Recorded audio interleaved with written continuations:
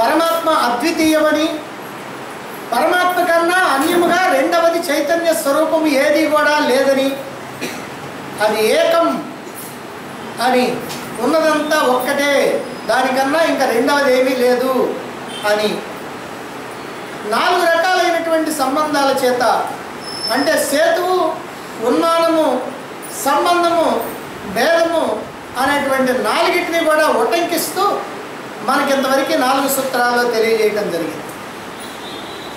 ఇప్పుడు శృతివాక్యాల ద్వారా బ్రహ్మము ఏకము అద్వయము అనేటువంటి విషయాన్ని తెలియజేస్తూ ఉన్నారు. పరమాత్మ ఒక్కటేనని, పరమాత్మకు అన్యముగా రెండవది ఏదీ లేదు, అద్వితీయము అని రుజువు చేసేందుకోసమై ప్రత్యేకంగా ఒక సూత్రాన్ని, 36వ సూత్రాన్ని ఇక్కడ మనకి తెలియజేస్తున్నారు. 36వ సూత్రం చూడండి. తధాన్య ప్రతిషేధాత్ తధాన్య ప్రతిషేధాత్ తథా అన్యః ప్రతిషేధాత్. అలాగే ఇతర వస్తువులన్నింటినీ కూడా, ఇతరమైనటువంటి వాటి అన్నింటినీ కూడా నిషేధించడం వల్ల సాధారణంగా నేతి నేతి అని ఈ యావత్ ప్రపంచాన్ని, ప్రపంచంలో ఉన్నటువంటి వస్తువులు, విషయాలు, భోగాలు సమస్తాన్ని కూడా, వాటితో పాటుగా ఈ దేహము, ఇంద్రియాలు, మనస్సు, బుద్ధి అన్నిటినీ నేతి నేతి నేతి, ఇది కాదు ఇది కాదు ఇది కాదని తీసివేయటం ద్వారా మిగిలేది ఏదైతే ఉందో అదే పరమాత్మ. అదే ఇప్పుడు నేను దేహము అని అనుకుంటూ భ్రమలో ఉంటున్నాను, మనస్సుని అనేటువంటి భ్రమలో ఉంటున్నాను. ఈ భ్రమ అజ్ఞానం కారణంగా ఉంటుంది. కాబట్టి అజ్ఞానం కారణంగా పుట్టినటువంటి ఈ భ్రమ జ్ఞానం వల్ల పోవాలి. జ్ఞానం అంటే ఈ దేహం నేను కాదని, అంటే నేతి, దేహం నేను కాదు, ఇంద్రియాలు నేను కాదు నేతి, బుద్ధి నేను కాదు నేతి, మనస్సు నేను కాదు నేతి, ఈ ప్రకారంగా అన్ని నేతి నేతి నిషేధించడం ద్వారా నా యథార్థ స్వరూపం ఏమిటో అది తెలుస్తుంది. ఆ యథార్థ స్వరూపంగా మనం ఉండిపోవాలి. ఆ స్వరూపమే ఆత్మ చైతన్యం. అదే ఈ దేహమునందంతటా నగసిక పర్యంతం వ్యాపించి ఉన్నటువంటిది. ఈ దేహమే కాదు, ఈ సమస్తము, ఈ జగత్తంతా, ఈ జగత్తుకి ఆవల అంతటా కూడా వ్యాపించి ఉన్నటువంటిది ఆ ఏకమైనటువంటి పరమాత్మ మాత్రమే. అది అజం అవ్యయం, పుట్టుక లేనటువంటిది, నాశనం లేనటువంటిది. అదే పరమాత్మ అనేటువంటి విషయాన్ని మనకి తెలియజేయటం కోసం అన్య ప్రతిషేధాత్, అన్నింటినీ కూడా, ఇతరమైనటువంటి వాటి అన్నింటినీ కూడా నిషేధించడం వల్ల పరమాత్మకి అన్యమైనటువంటిది ఏదీ లేదు అనేటువంటి విషయం నిశ్చయమవుతాం. కాబట్టి దీన్ని శృతివాక్యాలు చెబుతున్నాయా? ఇంతవరకు కూడా మనం విచారణ చేసాం. ఇప్పుడు ఏం చేస్తారంటే శృతివాక్యాలు కూడా పరమాత్మ ఏకము అద్వయము అని చెబుతున్నాయా అని అంటే ఆ వివరణ మనకి ఇక్కడ ఇస్తున్నారు. అంటే బ్రహ్మ కన్నా అన్యమైనటువంటి, పరమాత్మ కన్నా అన్యమైనటువంటిది మరొక ఆత్మ పదార్థము, మరొక చైతన్య పదార్థం లేదు అనేటువంటి విషయాన్ని నిర్ధారిస్తాం. ఛాందోగ్యోపనిషత్తులో 7వ ప్రపాఠకంలో 25వ ఖండంలో 1, 2, 3 వరుసగా 3 శృతివాక్యాలు ఉన్నాయి. స ఏవ అధస్తాత్, అహమేవ అధస్తాత్, ఆత్మైవ అధస్తాత్ అని 3 ఉన్నాయి. స ఏవ అధస్తాత్, క్రింద ఉన్నది అదియే లేదా అతడే, అతడే క్రింద ఉన్నది.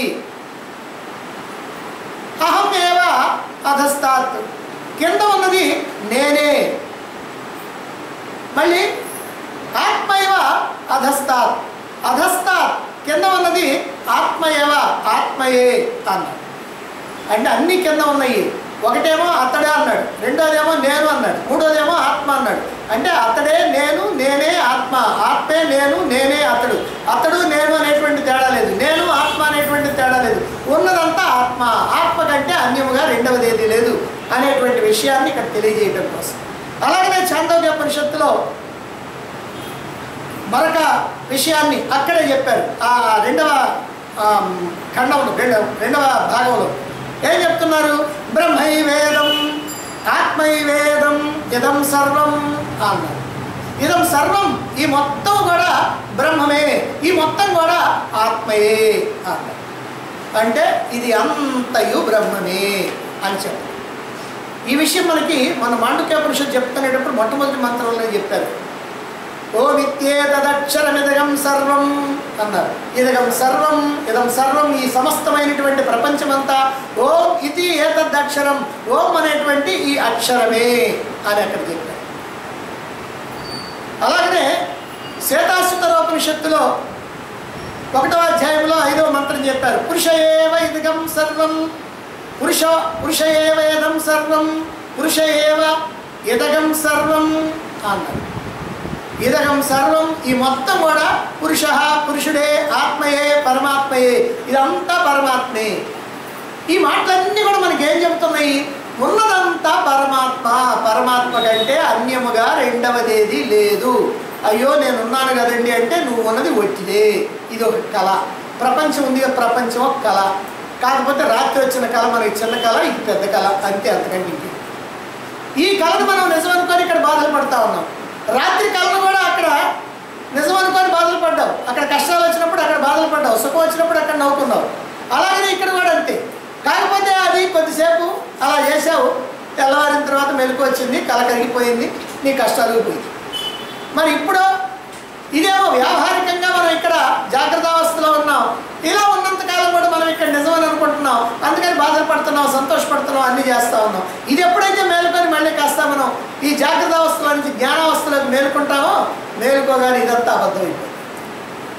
అంతా నాటకం, సినిమా కథ మాదిరిగా, గార్యవాడు చూపించినటువంటి వస్తువులాగా అంతా గమ్మత్తు, అంతే. కాబట్టి మరి ఉన్నదంతా ఏమిటి? ఇదంతా దేని ఆధారంగా మనకు కనిపిస్తూ ఉంది?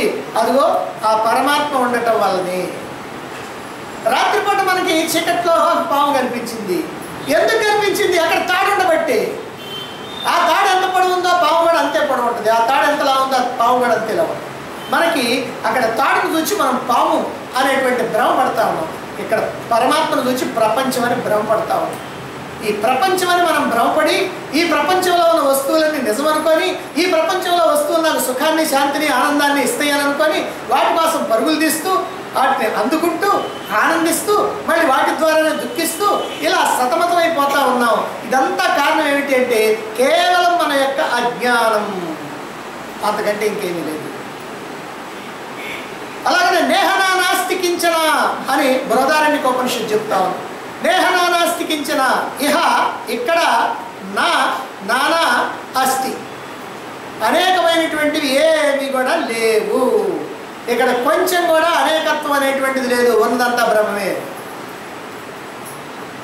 అలాగనే సర్వం తం పరాగాద్యో యత్రాత్మనః పర్యం సర్వం వేద అని బృహదారణ్యకోపనిషత్తు. అన్నింటినీ కూడా ఆత్మ కన్నా వేరుగా తలిచేటువంటి వాడు, ఇక్కడ ఉన్న సమస్తాన్ని కూడా భ్రమ వల్ల, అజ్ఞానం వల్ల ఆత్మ కన్నా వేరుగా ఎవరైతే తలుస్తున్నారో అదిగో అటువంటి వాడిని అందరూ పరాస్తం చేస్తారు అన్నారు. ఇక్కడ అందరూ అంటే మహాత్ములైనటువంటి వాళ్ళు, ఆత్మానుభూతి పొందినటువంటి వాళ్ళు. కాబట్టి ఎవరంటే అజ్ఞాని, నేను ఈ దేహాన్ని అనుకునేవాడు అజ్ఞాని, ఇది ప్రపంచము అని అనుకునేవాడు అజ్ఞాని, ఈ ప్రపంచంలోని వస్తువులు నాకు సుఖాన్ని ఇస్తాయి అనుకునేవాడు అజ్ఞాని, ఇక్కడ ఆత్మ అనేటువంటిది లేదు అనుకునేవాడు అజ్ఞాని. ఇది ప్రపంచం అన్నా అజ్ఞానే, ఇది ఆత్మ కాదన్నా కూడా అజ్ఞాని. కాబట్టి ఇది మనం తెలుసుకోవాల్సింది.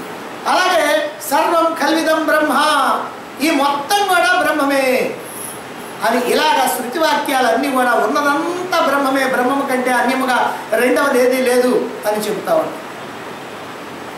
ఇలా వేరుగా, బ్రహ్మం కన్నా వేరుగా ఏదైనా ఉన్నదని భావించే వాటి అన్నింటినీ కూడా నిషేధించితే, నేతి నేతి నేతి అని, నాయితి నాయితి, ఇది కాదు ఇది కాదు ఇది కాదని నిషేధిస్తే మిగిలేటువంటిది కేవల బ్రహ్మం. కాబట్టి ఉన్నదొక్కటే బ్రహ్మం, అది అద్వితీయం. అందుకనే ఏకమేవ అద్వితీయం బ్రహ్మ నేహనా నాస్తి కించన అని చాందోగ్యోపనిషత్తులో చెప్పారు. ఏకం ఏవ అద్వయం బ్రహ్మ, బ్రహ్మము ఏకం ఏవ, ఉన్నది ఒక్కటే, అద్వయం రెండవదేది లేదు, ద్వయం రెండు, అద్వయం రెండవదేది కూడా లేదు అని ఇలా స్పష్టం చేయటం జరిగింది. మరి బ్రహ్మము కంటే అన్యమైనటువంటిది ఏమీ లేదని, బ్రహ్మము ఏకము అద్వయము అని రుజువు చేసేంత వరకు ఇప్పుడు ఏం చేస్తున్నారంటే బ్రహ్మము సర్వవ్యాపకము అని చెప్పడానికి ప్రయత్నం చేస్తున్నారు. దానికోసం ఒక సూత్రాన్ని బాదరాయణులు ఇక్కడ చెప్తూ ఉన్నారు. అదే 37వ సూత్రం. 37వ సూత్రం ఏమిటో చూడండి. అనేనా సర్వగతత్వ మాయామ శబ్దాదిభ్యః అనేనా సర్వగతత్వ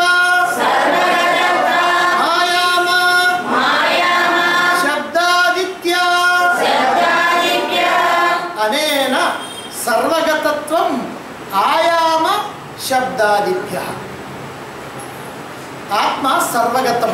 సర్వగతం అంటే సర్వవ్యాపకం అనేటువంటి విషయాన్ని ఆయామ అనేటువంటి శబ్దం నిర్వచిస్తూ ఉంది, నిర్ధారిస్తూ ఉంది. ఆయామ అనే శబ్దాన్ని ఇక్కడ చెప్పారు. మరి ఏమిటా ఆయామ? ఒక పదంతో సర్వవ్యాపి పరమాత్మ అనేటువంటి విషయాన్ని నిర్ధారణ చేస్తూ ఉన్నారు. బ్రహ్మము సర్వగతం అని చెప్పటం వల్ల, సర్వవ్యాపి అని చెప్పటం వల్ల సేతువు, నేను చెప్తున్నా వంతెన, ఉన్మానం అంటే కొలతలు మొదలైనటువంటి నిర్దేశాలు ఏవైతే ఉన్నాయో అవన్నీ కూడా నిరాకరించబడతాయి. పరమాత్మ సర్వవ్యాపకం అని చెప్తే చాలు. ఎందుకంటే పరమాత్మకి సర్వవ్యాపకం అనేటువంటిది ఒక అద్భుతమైనటువంటి గుర్తించడానికి, మనం గుర్తించడానికి వీలైనటువంటి పదం సర్వవ్యాపకం అనేటువంటి. ఆ సర్వవ్యాపకం అనేటువంటిది, సర్వవ్యాపకం ఎప్పుడైనా ఏదవుద్ది? సూక్ష్మాతి సూక్ష్మమైతే సర్వవ్యాపకం, స్థూలమైతేనేమో వ్యాపకత్వం ఉండదు, సూక్ష్మమైతే వ్యాపకత్వం ఉంటుంది. ఇప్పుడు ఆ స్తంభం స్థూలం కదా, మన కళ్ళకి హాయిగా కనపడుతూ ఉంటుంది, కాబట్టి దానికి వ్యాపకత్వం లేదు. అంటే ఇది ఇటుపక్క ఒక అంగుళం, అటుపక్క ఒక అంగుళం సాగదు, అటు ఇటు కదలదు, ఎక్కడికి పోదు, అది స్థూలం. నీరు కూడా స్థూలమే, కాకపోతే ఈ స్తంభం కన్నా కూడా ఒక లక్షణం తక్కువ ఉంది. ఎందుకనంటే శబ్ద, స్పర్శ, రూప, రస, గంధ అనేటువంటి 5 దీనికి లక్షణాలు ఉన్నాయి స్థూల వస్తువుకి. అంటే భూమికి 5 లక్షణాలు ఉన్నాయి. కానీ నీటికి వచ్చినప్పటికల్లా శబ్ద లక్షణం లేదు, స్పర్శ, రూప, రస, గంధ 4 ఉన్నాయి. అందుకని నీరు దానాలు అంత గట్టిగా ఉండదు, కాస్త కదులుతాం, కాకపోతే పల్లానికే కదులుతాం. ఇక అగ్ని దగ్గరికి వచ్చినప్పటికల్లా శబ్ద, స్పర్శ 2 లేవు, రూప, రస, గంధ 3 ఉన్నాయి లక్షణాలు.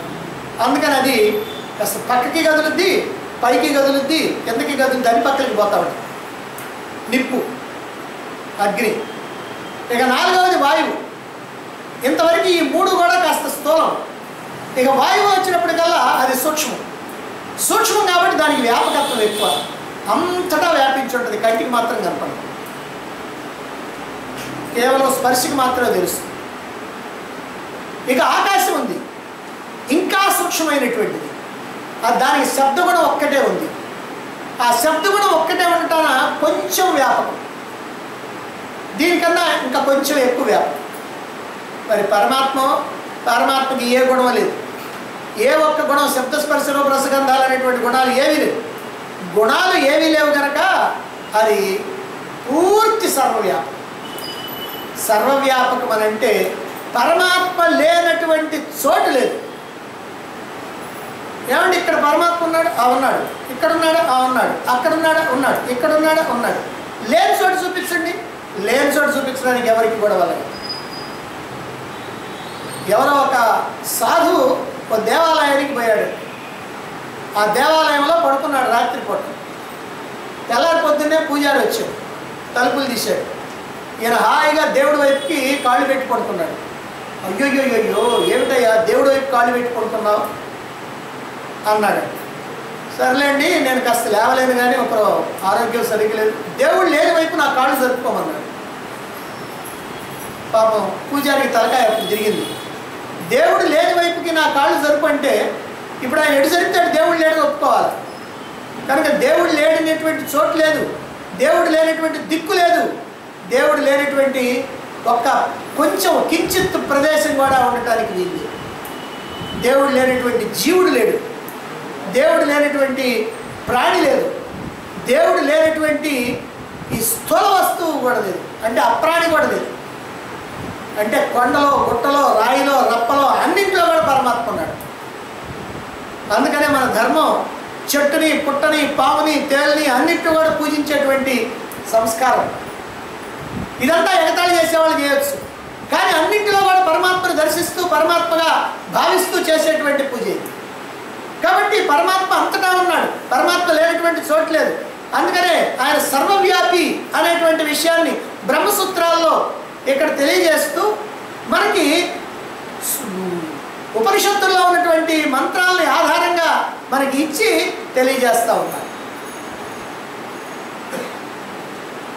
పరమాత్మ అపరిచ్ఛిన్నం, పరమాత్మ అపరిచ్ఛిన్నం, సర్వవ్యాపకమైనటువంటిది, మనకి జగత్తుగా భాషిస్తూ కనిపిస్తూ ఉంది. పరమాత్మ మనకి జగత్తుగా కనిపిస్తూ ఉంది. ఎందుకట్లా కనిపిస్తూ ఉందండి? నీ దృష్టి దోషం వల్ల, అంటే నీ కన్ను సరిగ్గా చూడలేకపోవటం వల్ల. రాత్రిపూట కూడా తాడుపడి ఉంటే బావి దగ్గర ఆ తాడును చూసి పాము అని అనుకున్నారు, చుట్టుకొని ఉంది, అది పాము చుట్టుకొని ఉందని అనుకున్నావు. ఎందుకు నీకు అట్లా కనిపించింది? ఎందుకంటే నీకు భ్రమ. కారణం దృష్టి దోషం. ఎందుకని? కళ్ళు సరిగ్గా కనపడతల్లా, అందుకని అక్కడ అట్లా చేసింది. కాకపోతే అక్కడ కళ్ళు కనపడకపోవడానికి కారణమేమో చీకటైతే, అంధకారం అయితే, ఇక్కడ కళ్ళు కనపడకపోవటానికి మనకు కారణం అజ్ఞానం. కాబట్టి అజ్ఞానం అనేటువంటి అంధకారంలో మనం పరమాత్మని జగత్తుగా భావిస్తూ ఉన్నాం. ఉన్నదంతా పరమాత్మ అయినప్పటికీ కూడా పరమాత్మను మనం జగత్తుగా భావించడానికి మన అజ్ఞానమే కారణం. కాబట్టి ఈ స్మృతివాక్యాలు అన్నీ కూడా మనకి పరమాత్మ సర్వవ్యాపకమని, ఉన్నది ఒక్కటేనని, దానికంటే వేరుగా జగత్ అనేటువంటిది లేనే లేదని మనకు అనేక సందర్భాల్లో తెలియజేయడం జరిగింది. అందుకనే ఇక్కడ చెప్పారు శృతివాక్యాన్ని. ఆయామం అన్నారు. ఆయామం అంటే వ్యాపకం అని అర్థం, అంతే, ఇంకేమీ లేదు. మనం సర్వవ్యాపకం అంటాం. భగవాన్ సర్వవ్యాపి, పరమాత్మ సర్వవ్యాపి అని. అంటే ఆయామం అని అంటే సర్వవ్యాపకం అని. మరైతే ఇలా పరమాత్మ సర్వవ్యాపకం అనేందుకు ఆధారాలు ఏవైనా ఉన్నాయా?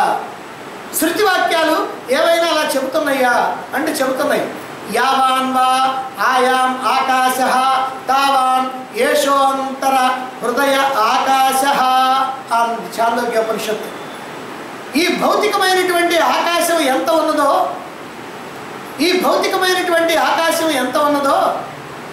హృదయాకాశం కూడా అంత ఉన్నది అని. నిన్న మనం చెప్పుకున్నాం, దేహానికి వెలుపల ఆకాశం ఉంది, దేహం లోపల ఆకాశం ఉంది, హృదయం లోపల ఆకాశం ఉంది. కుండ ఇక్కడ పెట్టామనుకోండి, కుండ లోపల ఆకాశం ఉంది, కుండకి బయట ఆకాశం ఉంది. కానీ కుండ ఉన్నంత వరకు, కుండని మనం చూస్తున్నంత వరకు, కుండని భావిస్తున్నంత వరకు, కుండ లోపల ఉన్నటువంటి ఆకాశాన్ని ఘటాకాశం అని, కుండకి వెలుపల ఉన్నటువంటి ఆకాశాన్ని మహాకాశం అని అన్నాం. కానీ కుండని కనుక తీసేస్తే, పగలబెడితే, ఇప్పుడు ఘటాకాశం అనేది ఎక్కడ ఉన్నది? ఎవరన్నా చెప్పగలుగుతారా? ఘటం ఉంటేనే ఘటాకాశం. అసలు ఘటమే లేకపోతే ఏమంటే నిన్న ఇక్కడ ఘటాన్ని పెట్టాము అందుకని ఇంతవరకు ఘటాకాశం అని ఏ పిచ్చివాడన్నా చెబుతాడా? చెప్పడానికి వీలు. ఎందుకని? నిన్న ఏదైతే నువ్వు ఘటం పెట్టినప్పుడు ఘటాకాశం అని అనుకున్నావో ఆ ఘటాన్ని తీసేసిన తర్వాత అది మహాకాశం అయిపోయింది. అంటే అది అసలు మహాకాశమే.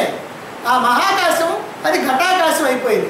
అలాగనే దేహంలో ఉన్నటువంటి దాన్ని అంతరాకాశం అని, దేహానికి బయట ఉన్న దాన్ని బాహ్యాకాశం అని, హృదయానికి లోపల ఉన్న దాన్ని హృదయాకాశం అని మనం అలా 3 పేర్లు పెట్టాం.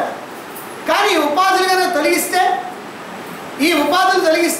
ఈ దేహాన్ని తొలగిస్తే ఇక దేహానికి బయట లోపల ఉందా? ఏమీ లేదు. కాబట్టి ఉన్నదంతా ఒక్కటే పరమాత్మ. కనుక అది సర్వవ్యాపి. నువ్వు ఏదైనా తీసుకొచ్చి పెడితే అందులో కూడా ఉంటుంది, తీసేస్తే అప్పుడు ఉంటుంది. అది మాత్రం ఎప్పుడు ఉంటుంది. నీ వస్తువు మాత్రమే వస్తూ ఉంటుంది, పోతూ ఉంటుంది, అంతే తప్ప ఇంకేమి లేదు. అలాగనే చాందోగ్యోపనిషత్తులో ఆకాశవత్ సర్వగతశ్చ నిత్య అన్నారు.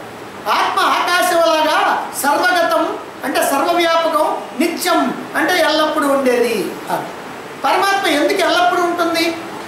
పరమాత్మకి పుట్టుక లేదు, పరమాత్మకి అజం అంటే పుట్టుక లేదు, ఆయనకి తల్లి తండ్రి ఎవరు లేరు. పరమాత్మ కనుక తల్లి తండ్రి ఉంటే పరమాత్మను వదిలిపెట్టి వాళ్ళని పట్టుకుంటాం. పరమాత్మ కంటే అన్యంగా ఏదన్నా గొప్పది కనుక ఉంటే దాన్ని పట్టుకుంటాం. కానీ పరమాత్మ కంటే అన్యముగా రెండవది ఏదీ లేదు. ఈ సృష్టి లేకుండా ఎప్పుడుంది అంటే చెబుతాం. ఈ సృష్టి ఎప్పుడైతే ప్రారంభమైందో అంతకుముందు లేదు, ప్రారంభమైన దగ్గర నుంచి ఉంది. అది ఎంతకాలం అంటే మనం లెక్క వేయచ్చు. కానీ పరమాత్మ లేకుండా ఎప్పుడున్నాడు? ఆ లెక్క వేయడానికి వీల్లేదు. పరమాత్మ లేకుండా ఎప్పుడు లేడు, పరమాత్మ లేని చోటు ఎప్పుడు లేదు. పరమాత్మ ఎప్పుడు ఉండేటువంటి వాడు, ఆయన శాశ్వతుడు, శాశ్వతంగా ఉండేటువంటి వాడు. కాబట్టి అవ్యయం, నాశనం లేనటువంటి వాడు అని చెప్పుకోవడం జరిగింది. కాబట్టి ఆయన నిత్యం, నిత్యమైనటువంటి వాడు. మిగిలినవన్నీ అనిత్యం. ఇక్కడ మనకు కనిపించేవన్నీ కూడా అనిత్యమైనటువంటి, నిత్యమైనటువంటిది పరమాత్మ ఒక్కటే. నిత్యవస్త్వేకం బ్రహ్మ తద్ వ్యతిరిక్తం సర్వం అనిత్యం అని తత్వబోధలో శంకరాచార్యులు వారు చెప్పారు. అంటే నిత్యమైనటువంటిది బ్రహ్మం, పరమాత్మ ఒక్కటే. ఆ పరమాత్మ కన్నా అన్యమైనటువంటివి ఏవైనా సరే సర్వం అనిత్యం, అన్నీ కూడా అనిత్యమైనటువంటివే అని చెప్పడం జరిగింది. అలాగనే జ్యాయాన్ దివహ అని చాంద్రోగ్యోపనిషత్తులో చెప్తున్నారు. జ్యాయాన్ దివహ అంటే ఆత్మ ద్యులోకం కన్నా పెద్దది. ద్యులోకం అని అంటే స్వర్గలోకం అని, లేకపోతే చంద్రలోకం అని. ఇలా స్వర్గలోకం, చంద్రలోకం ఏ లోకాలైతే ఉన్నాయో, అంటే ఇక్కడ పుణ్యకర్మలు చేసినటువంటి జీవుళ్ళందరూ కూడా దేహాన్ని వదిలిపెట్టిన తర్వాత పితృయాన మార్గం ద్వారా ఏ లోకానికైతే వెళ్ళి ఇక్కడ చేసినటువంటి పుణ్యాలకు ఫలితంగా అక్కడ సుఖాలు భోగాలు అనుభవిస్తూ ఉంటారో దాన్ని ద్యులోకం అన్నారు. అదిగో ఆ ద్యులోకం కన్నా కూడా పరమాత్మ పెద్దది అన్నారు. నిజంగా ద్యులోకం కన్నా కాదు, అసలు సమస్తమైనటువంటి సృష్టి కన్నా కూడా పరమాత్మ పెద్దది. ఎందుకని? అదిగో ఏకాంశేన స్థితో భవత్ విష్ణవ్యాహమిదం కృష్ణం ఏకాంశేన స్థితో భవత్. ఈ సమస్తమైనటువంటి సృష్టి, ఈ సమస్తమైనటువంటి జగత్తు నాలో ఒక్క అంశం మాత్రమే అని భగవానుడు 10వ అధ్యాయంలో చెప్పడం జరిగింది. అందువల్ల ఆత్మ అన్నింటికన్నా పెద్దది. బృహత్, బృహత్ అంటే పెద్దది. నిజంగా మనకు ఉన్నటువంటి 3 త్రిమూర్తులు ఉన్నారే, ఆ త్రిమూర్తులు కూడా మూర్తి రూపంలో ఎక్కడా లేరు. ఉంటే ఎవరికి ఒకళ్ళు కనపడేవాళ్ళు. ఎవరు కనపడ్డారని చెప్పినా అంత అబద్ధమే. ఎవరికి ఎవరు కనపడరు. వాళ్ళే బ్రహ్మ విష్ణు మహేశ్వరుడు. నిజంగా ఎవరి బ్రహ్మ విష్ణు మహేశ్వరుడు? పరమాత్మే. పరమాత్మనే సృష్టి చేసినప్పుడు బ్రహ్మ అన్నారు, పరమాత్మనే పోషించేటప్పుడు విష్ణు అన్నారు, పరమాత్మనే లయం చేసినప్పుడు శివ అన్నారు. ఎందుకని ఇట్లా పేర్లు పెట్టారు? బ్రహ్మ అంటే బృహత్ ఇది బ్రహ్మ అన్నారు. అంటే అన్నిటికంటే పెద్దది. అన్నిటికంటే పెద్దది ఏంటంటే పరమాత్మ. మరి విష్ణు అంటే సర్వవ్యాపి. సర్వవ్యాపి ఎవరంటే పరమాత్మ. శివ అంటే మంగళస్వరూపం. ఎవరు మంగళస్వరూపం అంటే పరమాత్మ. కాబట్టి పరమాత్మే బ్రహ్మ, పరమాత్మే విష్ణు, పరమాత్మే శివ. నువ్వే ఇంట్లో ఉన్నప్పుడు తండ్రివి, నువ్వే స్కూల్లో టీచర్గా ఉండి బోధ చేస్తా ఉంటే టీచర్వి, నువ్వే ఆట స్థలంలో పోయి పిల్లలకి ఆటలు నేర్పుతా ఉంటే నువ్వు డ్రిల్ మాస్టర్వి, నువ్వే కనుక ఎక్కడ కొట్లో గుమస్తాగా ఉంటే గుమస్తావి, నువ్వే కనుక వ్యాపారం చేస్తా ఉంటే వ్యాపారస్తుడివి. మరి ఇంతకీ ఎవరు ఇంతమంది? ఇంతమంది ఒక్కడే. అదే ప్రకారంగా బ్రహ్మ విష్ణు మహేశ్వరులు అనేటువంటి వాళ్ళు కూడా ఒక్కడే. ఏ ఆకారం లేకుండా నిరాకారమై, నిర్గుణమై, నిర్వికారమై, నిరీహమై, నిశ్చయమై, నిత్యమై, శాశ్వతమై, అజమై, అవ్యయమై, అచిత్యమై, అనిర్దేశ్యమై, సూక్ష్మాతి సూక్ష్మమై, సర్వవ్యాపకమై, స్వయం ప్రకాశమై ఉన్నటువంటి పరమాత్మ కేవలం ఒకే ఒక్కటి. ఒక్కడే అనగానే ఆయన పురుషుడేమో అని అనుకుంటారు. ఆయనకేం కాళ్ళు లేవు, చేతులు లేవు, ముక్కు లేదు, మొహం లేదు, నోరు లేదు, మనసు లేదు, బుద్ధి లేదు, అసలు ఏమీ లేదు పరమాత్మకి. ఎందుకనే? సూక్ష్మాతి సూక్ష్మమైనటువంటి కేవల చైతన్యం మాత్రమే పరమాత్మ. కాబట్టి నిత్యం సర్వగత స్థాణు అచలోయం సనాతన అని భగవద్గీతలో చెప్తున్నారు. నిత్యం, ఆయన నిత్యంగా ఉండేటువంటి వాడు. సర్వగతం, సర్వవ్యాపకమైనటువంటి వాడు. స్థాణు కదలకుండా ఉండేటువంటి వాడు. అచల, అచలం, అస్సలు కదిలేటువంటి పరిస్థితి లేదు. సనాతన, సనాతనమైనటువంటి వాడు, పురాతనమైనటువంటి వాడు. పురాతనం అంటే పాతపడిపోయినాడు, ముసలాడైపోయినాడు అనుకోకూడదు. సనాతనం, సదా నూతనం, ఎల్లప్పుడూ కొత్తగానే ఉంటాడు, ఎప్పుడూ ఉంటాడు కనుక సనాతనమైనటువంటి వాడు. కాబట్టి అటువంటి వాడు పరమాత్మ. కాబట్టి పరమాత్మ సర్వవ్యాపకుడైనటువంటి వాడు, ఒక్కడే ఉన్నటువంటి వాడు. అంతేకాకుండా అద్వితీయం, అద్వయం, రెండవది లేకుండా ఉన్నటువంటి వాడు. ఆత్మయే సత్యం. జగత్తు దాని యొక్క ఆభాస రూపం. తాడే సత్యం, పాము దాని యొక్క ఆభాస రూపం. పరమాత్మ సత్యం, జగత్తు ఆభాస రూపం. ఇలా ఎప్పుడైతే భావిస్తావో అప్పుడే ఆత్మకి సర్వగతత్వం అనేటువంటిది కుదురుతుంది, సర్వవ్యాపకం అనేటువంటిది కుదురుతుంది. జగత్తు ఉన్నటువంటి స్థానంలోనే ఆత్మ సర్వత్రా వ్యాపించి ఉన్నది. ఏమండి, ఆత్మ ఎక్కడ వ్యాపించి ఉంది, ఆయనకి భగవంతుడికి చోటేది అని మనకు అనుమానం వచ్చిందనుకోండి. ఆయన తిరుపతిలో అక్కడ గుళ్ళో ఉన్నాడా, లేకపోతే శ్రీశైలంలో ఉన్నాడా, లేకపోతే కాశీలో ఉన్నాడా, లేకపోతే రామేశ్వరంలో ఉన్నాడా, అక్కడెక్కడో ఉన్నాడా అని అనుకునేది అజ్ఞానంలో. కనుక పరమాత్మ లేనటువంటి చోటు లేదు, ఆయన అంతటా ఉన్నాడు. అంతటా అంటే ఎక్కడున్నాడండి? ఇప్పుడు దేహం ఉంది కదా, ఇందులో ఉన్నాడు. మరి అందరి దేహాల్లో ఉన్నాడు. మరి అయితే కుక్కలో ఉన్నాడు, మరి పందిలో ఉన్నాడు, మరి పక్షిలో ఉన్నాడు, పాములో ఉన్నాడు, తేలులో ఉన్నాడు, మరి చెట్టు చెట్టులో ఉన్నాడు, పుట్టలో ఉన్నాడు, రాయిలో ఉన్నాడు, మరి కొండలో ఉన్నాడు. ఇంకా చెప్పాలంటే వాటిట్లో ఉన్నాడు, వీటిట్లో ఉన్నాడు అన్నా కూడా తప్పే. అన్నీ ఆయనలో ఉన్నాయి. మనం కనుక చెరువులో పోయి బిందెలు ముంచామనుకోండి, మనం ఏమంటాం? బిందె నిండా నీళ్ళు ఉన్నాయి అంటాం. బిందె నిండా నీళ్ళు ఉంటాం కాదు, బిందెలన్నీ నీళ్ళల్లో ఉన్నాయి. కాబట్టి ఆత్మలోనే అన్నీ ఉన్నాయి. కాబట్టి ఆత్మను కనుక వెతకాలంటే నువ్వు ఏ వస్తువును పట్టుకున్నా ఆత్మని తెలుసుకోవచ్చు. కాబట్టి ఆత్మను వెతకడానికి ఎక్కడెక్కడికో పోయి ఎక్కడెక్కడో మనం ఈ కళ్ళన్నీ ఇంత చేసుకొని చూడాల్సినటువంటి పనిలే. ఈ కళ్ళకి అసలు ఎక్కడ కనపడ్డు. కాబట్టి ఆత్మను వెతకాలంటే, పరమాత్మను వెతకాలి అంటే నువ్వు ఏ వస్తువును పట్టుకున్నా వెతకొచ్చు. అందుకని ఏ వస్తువును పట్టుకోవద్దా, నిన్ను చూసుకో, నీ లోపల చూసుకో అంతర్ముఖంగా. నువ్వు బహిర్ముఖం అయితే పరమాత్మను చూడటం కష్టం, అంతర్ముఖం అయితే పరమాత్మను చూడటం తేలిక. కాబట్టి నీ బుద్ధిని అంతర్ముఖం చేసుకో. భగవంతుడు మాత్రం అన్ని బాహ్యంగా సృష్టించాడు. కన్ను కానీ, ముక్కు కానీ, చెవి కానీ, చర్మం కానీ, నాలుగు కానీ అన్ని కూడా బయటికి సృష్టించాడు, బయటికి చూస్తూ ఉండమని. కానీ మనం ఏం చేయాలంటే దానికి వ్యతిరేకంగా అన్నింటినీ కూడా లోపలికి తిప్పాలి. లోపలికి తిప్పితే అంతరంగంలో పరమాత్మ ఉన్నాడు. కాబట్టి అంతరంగంలో ఉన్నటువంటి పరమాత్మను కనుక వెతికితే ఈ పరమాత్మ ఆ పరమాత్మ ఒకళ్ళేనని ఇక్కడ అనుమానించాల్సినటువంటి పని లేదు. ఎందుకంటే అదే పరమాత్మ, ఎక్కడున్నా అదే పరమాత్మ. ఏమంటే గోడ ఎక్కడుంది అంటే నువ్వు అక్కడ ఏలు పెడితే ఇది గోడ, అక్కడ ఏలు పెడితే అక్కడ గోడ, అక్కడ ఏలు పెడితే అక్కడ గోడే. కాబట్టి మొత్తం అదే గోడ. అదే ప్రకారంగా అంతా పరమాత్మే. నీలో ఉన్నది పరమాత్మ, నాలో ఉన్నది పరమాత్మ, వాళ్ళలో ఉన్నది పరమాత్మ, వీళ్ళలో ఉన్నది పరమాత్మ, పందిలో, కుక్కలో, నక్కలో, పిల్లిలో, బలిలో అన్నిట్లో పరమాత్మే ఉంది. కాబట్టి పరమాత్మను చూడటం నిజంగా ఏమిటంటే తేలిక. కాకపోతే ఎందుకు చూడలేకపోతున్నాం అంటే మన యొక్క బుద్ధి ఎప్పుడు కూడా బాహ్యంగా చూడటం వల్ల, ప్రాపంచికమైనటువంటి విషయ వస్తువుల మీద వ్యామోహం వల్ల, వాటికే మనం ప్రాధాన్యత ఇవ్వటం వల్ల, అవి లేకపోతే నేను బ్రతకలేను అనుకోవటం వల్ల, వాటి కోసం పరుగులు తీయటం వల్ల, అందుకని మనకి పరమాత్మ యొక్క గొడవ మనకి పట్టటల్లా. ఆయన లోపల ఉన్నాడు, నేను ఉన్నాను ఉన్నాను ఉన్నాను అని అంటానే ఉన్నాడు పాపం. ఆయన అంటున్నా కూడా ఆయన గొడవ మనం ఆలకిస్తేగా మన గొడవ ఏదో మనకుంది. అందుకని మన గొడవలో ఆయన పట్టించుకోకపోవటం వల్ల ఆయన ఉన్నది లేనిది కూడా మనకి తెలియటం. కానీ ఆయన మాత్రం ఉన్నాడు. మనం ప్రతిరోజు కూడా అనుకుంటాం, నేను వెళుతున్నాను, నేను రాస్తున్నాను, నేను చూస్తున్నాను, నేను నిద్రపోతున్నాను. అన్నింటిలో కూడా ముందు నేను ఈ చివర ఉన్నాను అవి మాత్రం ఉన్నాయి. మిగిలినవన్నీ మారిపోతా ఉన్నాయి. నేను ఉన్నాను, నేను ఉన్నాను, నేను ఉన్నాను. ఆయన అంటున్నాడు నేను ఉన్నాను, నేను ఉన్నాను, నేను ఉన్నాను ఆయన అంటున్నాడు. కానీ మనం మాత్రం పట్టించుకోవట్లా.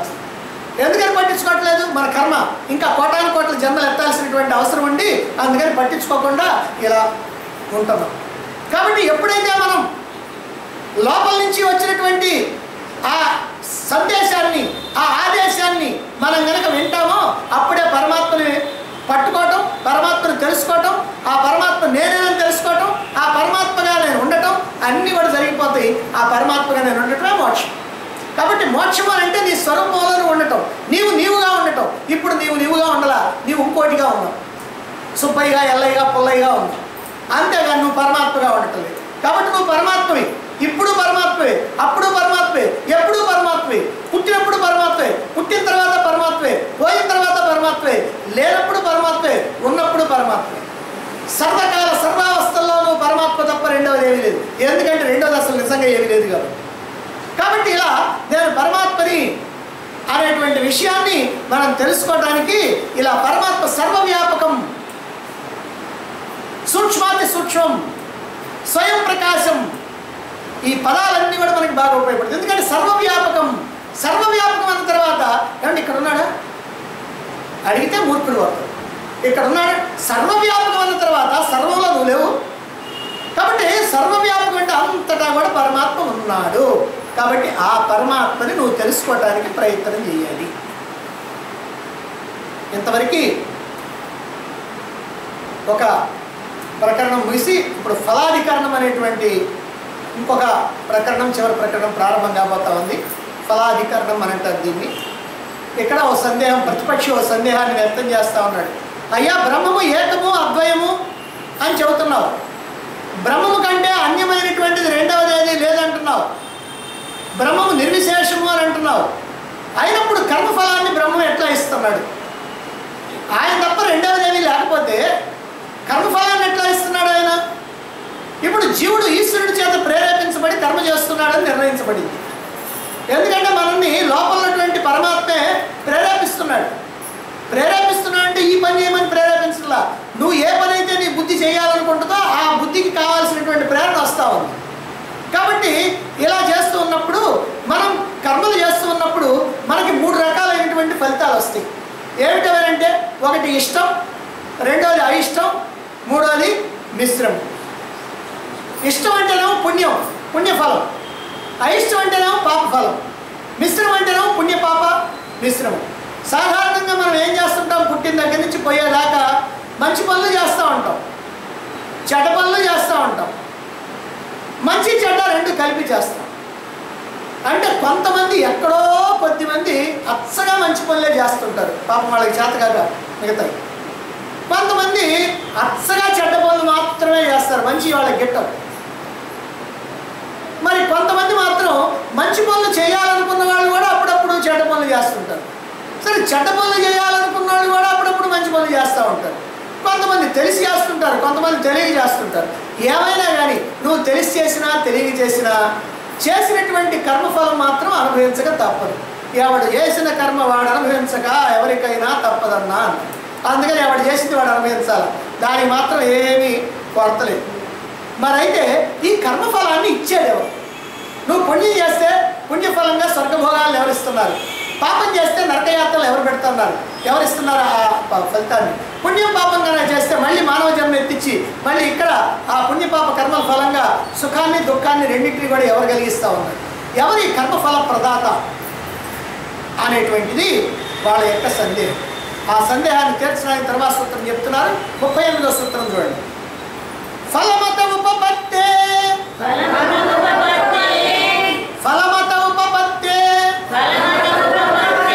ఫలం అతః ఉపపత్తే.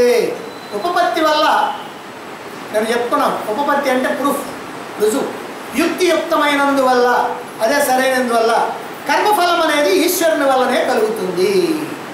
అంటే కర్మఫలాన్ని ఇచ్చేటువంటి వాడు పరమాత్మే అంటున్నాడు. ఎందుకని?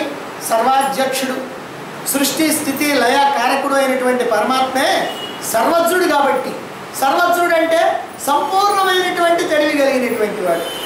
ఎంత తెలివండి ఆయనది అంటే, ఈ ప్రపంచం మొత్తంలో, ఈ విశ్వం మొత్తంలో ఇంతకు ముందు పుట్టినటువంటి వాళ్ళు, ఇప్పుడున్నటువంటి వాళ్ళు, ఇక ముందు పుట్టబోయేటువంటి వాళ్ళు అందరి తెలివి గనక ఒక్కచోట కుప్పగా గనక పోస్తే ఎంతో అంత తెలివి కలిగినటువంటి వాడు. అందుకని ఆయన సర్వజ్ఞుడు అన్నాడు.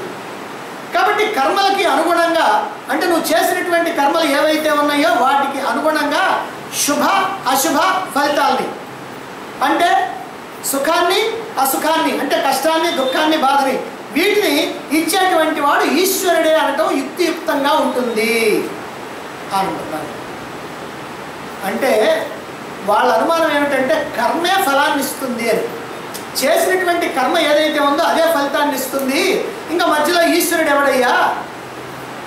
దీనికి అంతటికి కారణం ఏమిటంటే, ఈ బ్రహ్మసూత్రాలు అనేటువంటిది షడ్దర్శనాల్లో 6వ దర్శనం, 5వ దర్శనం ఒకటి ఉంది, అది ధర్మసూత్రాలు. దాన్ని అందించినటువంటి వాడు జైమిని మహర్షి. జైమిని మహర్షి ఈశ్వరుడు లేడు, ఈశ్వరుడికి ఏం సంబంధం లేదు అనేటువంటి వాడు. అందుకని వాళ్ళు మాట్లాడేవన్నీ కూడా దానికి సంబంధించే మాట్లాడతారు. ఎందుకు మాట్లాడతారు? మరి అది ఎలా కరెక్ట్ అవుతుందో, అది ఎలా తప్పు అవుతుందో మనం తెలుసుకోవాలి.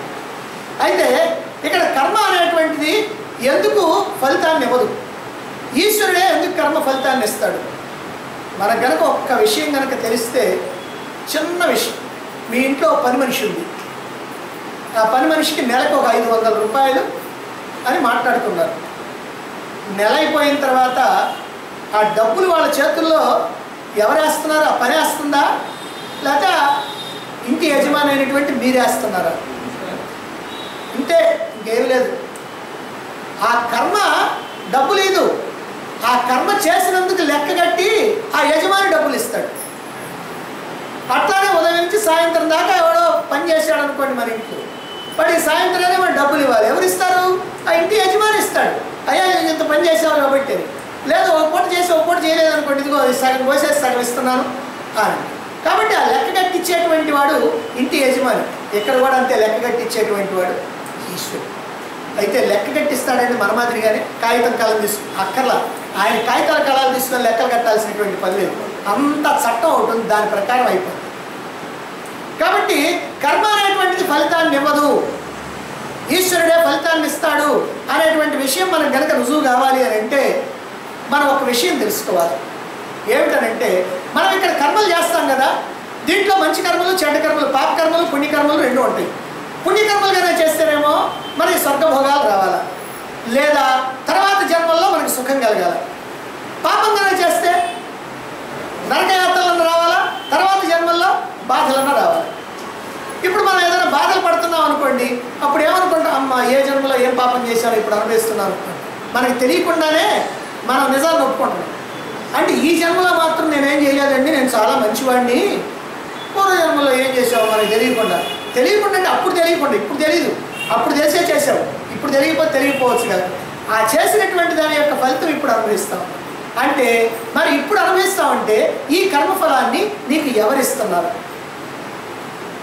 కర్మే కనుక కర్మఫలాన్ని ఇవ్వాలంటే కర్మ నశించిపోయేది. ఇప్పుడు కర్మ చేసామనుకో కర్మ నశిస్తుంది, కానీ కర్మఫలం మాత్రం నిన్ను అంటుకుంటుంది. కర్మఫలం మాత్రం నిన్ను అంటుకుంటుంది, కర్మ మాత్రం నశిస్తుంది. ఇప్పుడు ఈ కర్మఫలాన్ని నువ్వు మోసుకొని పోతా ఉన్నావు.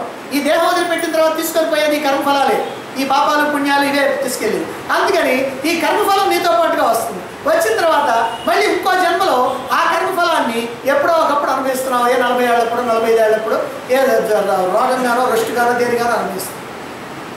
ఎవరిచ్చారు దీన్ని? ఆ కర్మ ఇయటానికి అప్పుడు కర్మ చేయంగానే నశించిపోయిందిగా కర్మ. ఆ నశించిపోయినటువంటి కర్మకి నువ్వు మళ్ళీ ఇంకొక దేహంతో వచ్చావని, ఆ దేహంతో వచ్చినటువంటి ఈ దేహం నీదేనని, నువ్వే ఆ దేహాన్ని ధరించావని తెలిసి ఆ ఫలితాన్ని ఇవ్వటానికి ఇంకెక్కడుంది కర్మ? రెండోది, ఈ కర్మకి ఏ ఫలితాన్ని ఇవ్వాలో, ఎప్పుడు ఇవ్వాలో, ఎంత ఇవ్వాలో ఏమైనా తెలుసా? లెక్కట్టం తెలుసా? ఇది జడం కదా, కాబట్టి జడమైనటువంటి కర్మ ఫలితాన్ని ఇవ్వలేదు. మరి ఎవరిస్తారు? సర్వజ్ఞుడైనటువంటి అధికారి అయినటువంటి ఈ ఇంటికి ఓనర్ అయినటువంటి అదిగో ఆయన మాత్రమే ఇస్తారు. అందుకనే కర్మఫల ప్రదాత ఎవరు అని అంటే కర్మఫల ప్రదాత పరమేశ్వరుడే, పరమాత్మే అనేటువంటి విషయాన్ని ఒప్పుకోవాలి. కాబట్టి కర్మకి ఫలితాన్ని ఇచ్చేటువంటి సామర్థ్యం లేదు, అవకాశం లేదు. అసలు ఆ కర్మ అనేదే ఉండదు. కర్మ ఎప్పుడో నశించిపోయింది. నశించిపోయినటువంటి కర్మ 4 జన్మల తర్వాత 10 జన్మల తర్వాత ఫలితాన్ని ఇవ్వడానికి ఎట్లా వీలవుద్ది? కాదు. మరి కర్మకి వీలు కాదు, మరి బ్రహ్మానికి పరమాత్మకి ఎట్లా వీలవుతుంది? ఎట్లా వీలవుతుందంటే పరమాత్మ అన్ని దేహాల్లో ఉన్నాడు. ఆయన ఎక్కడికో పోకర్లేదు, దేహంలో ఉన్నాడు కదా. ఈ దేహం లోపల ఉండి, అంటే ఈ మనసులో ఉండి, ఈ బుద్ధిలో ఉండి నువ్వు చేసినటువంటి పాపాన్ని ఆ లెక్కంతా కూడా అక్కడ ఉంటే, ఆ లెక్క ప్రకారం ఈ సూక్ష్మ శరీరం మళ్ళీ ఏ స్థూల శరీరాన్ని ధరించుకున్నా తనకి ఏం అభ్యంతరం లేదు. నువ్వు ఏ స్థూల శరీరాన్ని ధరించుకో, ఈ సూక్ష్మ శరీరం మాత్రం ఇది కాదు, అందుకని ఇవ్వాల్సిన ఫలితాన్ని ఇస్తాడు. కాబట్టి పరమాత్మకి ఏమి కష్టం లేదు, హాయిగా ఇచ్చేస్తాం. కాబట్టి కర్మఫలాన్ని అనుభవించేటువంటి వాడు పరమాత్మే. పరమాత్మకే సాధ్యమవుద్ది కర్మఫలాన్ని ఇవ్వటం.